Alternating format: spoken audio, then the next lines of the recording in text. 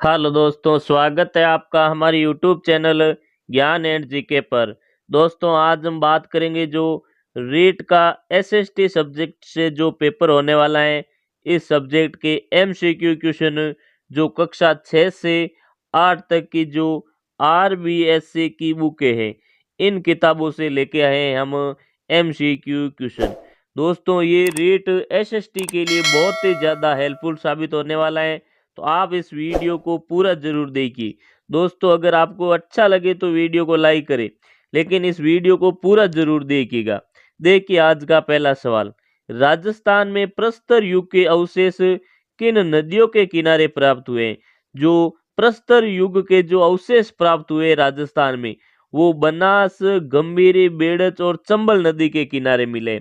दोस्तों, ऐसा क्वेश्चन हर बार पूछा जाता है।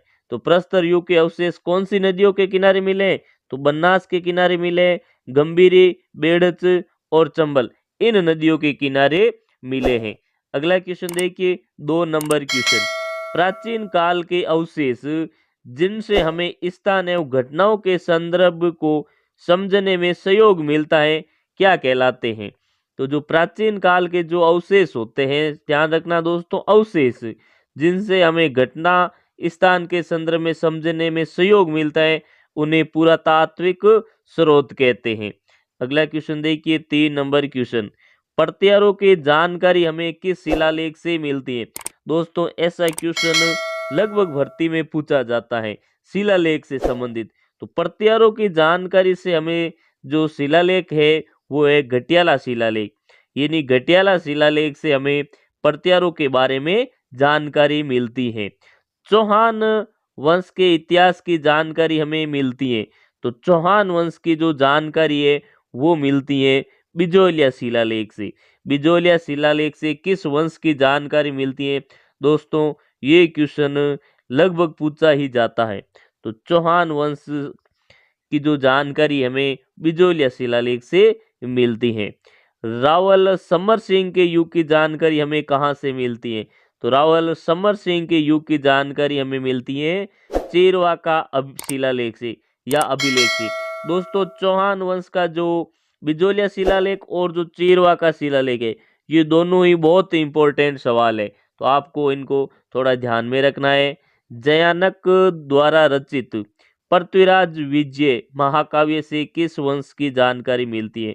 तो इसे चौहान वंश की जानकारी मिलती है। दोस्तों, आपको ध्यान में रखना है, पृथ्वीराज विजय के लेखक कौन है? तो इसके लेखक है जयानक। पृथ्वीराज विजय के लेखक कौन है? तो हो जाएगा इसका उत्तर जयानक, और इसमें चौहान वंश की जानकारी मिलती है। हमीर महाकाव्य किसकी रचना है? हमीर महाकाव्य किसकी रचना है? तो यह है नयन चंद्र सूर्य की रचना। हमीर महाकाव्य किसकी रचना है? नयन चंद्र सूर्य की रचना है।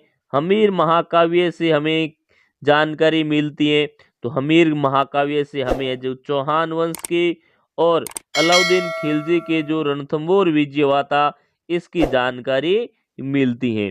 दोस्तों, अगर आपको ये वीडियो अच्छा लग रहा है तो इस वीडियो को लाइक करें और चैनल को सब्सक्राइब कर कमेंट में जय हिंद जरूर लिखें। देखिए, क्वेश्चन नंबर 9। पश्चिमी भारत की यात्रा किसकी रचना है? तो ये रचना है कर्नल जेम्स टोंड की। दोस्तों, आपको कमेंट करके बताना है कि कर्नल जेम्स टोंड की एक अन्य पुस्तक है या अन्य रचना है, वो कौन सी है, वो बहुत ही इंपॉर्टेंट है। उसका नाम आपको कमेंट करके जरूर बताना है। एक तो क्वेश्चन है, जो पुस्तक है वो है पश्चिमी भारत की यात्रा, और दूसरी पुस्तक का नाम आपको कमेंट में बताना है। वंश भास्कर रचना है, तो वंश भास्कर है सूर्यमल मिश्रण की, और ये बूंदी के राज कवि थे, या इसमें बूंदी का इतिहास मिलता है वंश भास्कर में। अगला क्वेश्चन देखिए, 11 नंबर क्वेश्चन। वीर विनोद रचना है। वीर विनोद किसकी रचना है? तो ये है श्यामल दास की रचना। वीर विनोद रचना है श्यामल दास की। मारवाड़ राज्य का इतिहास किसकी रचना है? दोस्तों, ये भी क्वेश्चन बहुत ही इंपॉर्टेंट क्वेश्चन है, आपको जरूर ध्यान में रखना चाहिए। मारवाड़ राज्य का इतिहास किसकी रचना है? तो ये है विश्वेश्वर नाथ की। विश्वेश्वर नाथ की ये रचना है। कालीबंगा से प्राप्त नगरों में कृषि कहाँ की जाती थी?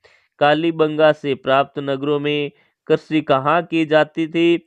तो यहाँ पे कृषि नगर की चार दीवारी के बाहर की जाती थी। दोस्तों बात करें कालीबंगा की, तो इसकी खोज की थी ए घोष ने, और कब की थी? 1952-53 में की थी। अगला क्वेश्चन देखिए, 14 नंबर क्वेश्चन, गाय के मुख वाले प्याले किस सभ्यता से प्राप्त हुए हैं? गाय के मुख वाले जो प्याले हैं ये प्राप्त हुए हैं कालीबंगा से। ये कहाँ से प्राप्त हुए हैं? कालीबंगा से। तांबे के खेल की बेल की मूर्ति कहाँ से प्राप्त हुई है? तो तांबे की जो बेल की मूर्ति है ये भी आपके कालीबंगा से प्राप्त हुई है। कांस्य का दर्पण या कांसा का जो दर्पण है ये भी कालीबंगा से प्राप्त हुआ है। और हाथी दांत से बना कंगा, ये इंपॉर्टेंट क्वेश्चन है दोस्तों। हाथी दांत से बना हुआ कंगा किस सभ्यता से मिला है? तो ये भी मिला है कालीबंगा सभ्यता से। हाथी दांत का बना हुआ कंगा किस सभ्यता से मिला हुआ है? तो ये भी कालीबंगा से मिला है। कालीबंगा सभ्यता का विनाश किस कारण हुआ? माना जाता है कि यहाँ पे नदियों का पानी बहाव, बाढ़ से कारण ये जो कालीबंगा सभ्यता का विनाश हुआ है। तो धातुओं में मानव ने सर्वप्रथम किस धातु का उपयोग किया? तो मानव ने जो सर्वप्रथम धातु का उपयोग किया वो थी तांबा। यानी मानव ने सर्वप्रथम किस धातु का उपयोग किया? तो तांबे का उपयोग किया। राजस्थान में ताम्र सभ्यता के अवशेष कहाँ से प्राप्त हुए? तो ताम्र सभ्यता के अवशेष राजस्थान में कालीबंगा से प्राप्त हुए, गणेश्वर से प्राप्त हुए और आहड़ से प्राप्त हुए। यहाँ से है जो राजस्थान में ताम्र सभ्यता के अवशेष प्राप्त हुए हैं। कालीबंगा सभ्यता किस नदी के किनारे स्थित है? कालीबंगा सभ्यता है जो दृश्यवती नदी या सरस्वती नदी के किनारे मिले हैं, और इसे वर्तमान में है जो घग्गर नदी भी कहते हैं। तो कालीबंगा सभ्यता के अवशेष किस नदी से किनारे मिले हैं? तो सरस्वती या घग्गर नदी के किनारे। काली सभ्यता की खोज अमलानंद घोष ने की या अमला ए घोष ने की? दोस्तों दोनों ही आ सकता है। इसका ए घोष का ही पूरा नाम है अमलानंद घोष। इन्होंने कालीबंगा की खोज की थी।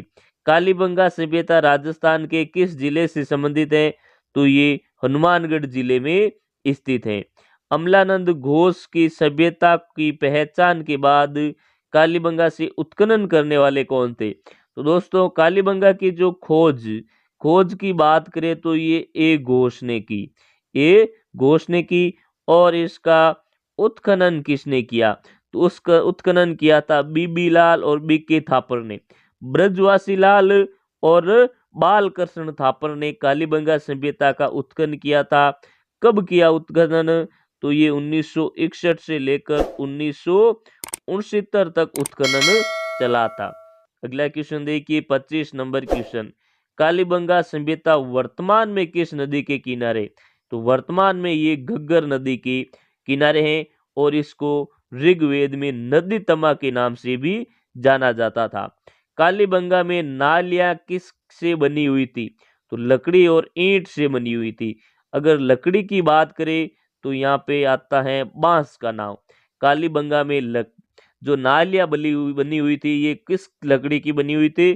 तो बांस की लकड़ी की बनी हुई थी। कालीबंगा में मकान बनाने के लिए प्रयोग किया जाता था। तो मकान ईंटों का बनता था, और ये ईंटें कैसी थी? कच्ची ईंटें थी दोस्तों, ध्यान में रखना है। इसीलिए कालीबंगा को दीनहीन सभ्यता कहा जाता है। दीनहीन सभ्यता या गरीब सभ्यता भी कहते हैं। अगला क्वेश्चन देखिए, 28 नंबर क्वेश्चन, कालीबंगा में अग्नि वेदिका कहाँ पर बनी होती थी? तो कालीबंगा में जो अग्नि वेदिकाएं मिली थी, 7 अग्नि वेदिकाएं, ये चबूतरों पर बनी होती थी।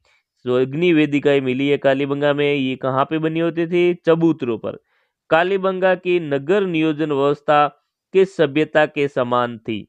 तो कालीबंगा की जो नगर नियोजन व्यवस्था है ये सिंधु घाटी सभ्यता के समान थी।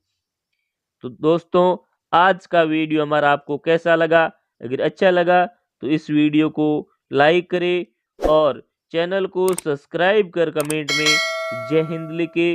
थैंक यू, धन्यवाद।